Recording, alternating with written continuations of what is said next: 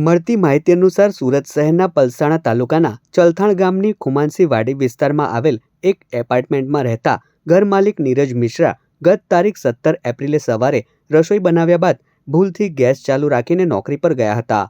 આખો દિવસ gas leak થવાના કારણે બંધ ઘર ગેસ ચેમ્બરમાં ફેરવાઈ ગયું હતું. સાંજે જ્યારે નીરજ મિશ્રા ઘરે પરત ફર્યા ત્યારે પાડોશમાં રહેતી દુર્ગાવતી દેવીએ તેમને ઘરમાંથી ગેસની તીવ્ર વાસ આવતી હોવાની જાણ કરી હતી. નીરજે સાવધાની રાખવાના બદલે જેવો દરવાજો ખોલીને લાઇટની સ્વિચ ચાલુ કરી કે તરત જ સ્પાર્ક થતાં ઘરમાં પ્રચંડ ધડાકો થયો હતો. આ બ્લાસ્ટ એટલો જોરદાર હતો કે ઘરની અંદર રહેલા નીરજ મિશ્રા, પાડોશી મહિલા દુર્ગાવતી દેવી અને એક 4 વર્ષીય બાળક અનુજ ગંભીર રીતે દાઝી ગયા હતા. ઈજાગ્રસ્તોને તાત્કાલિક સારવાર અર્થે ખસેડવામાં આવ્યા હતા, પરંતુ ટૂંકી સારવાર દરમિયાન ત્રણેયના મોત નીપજ્યા હતા.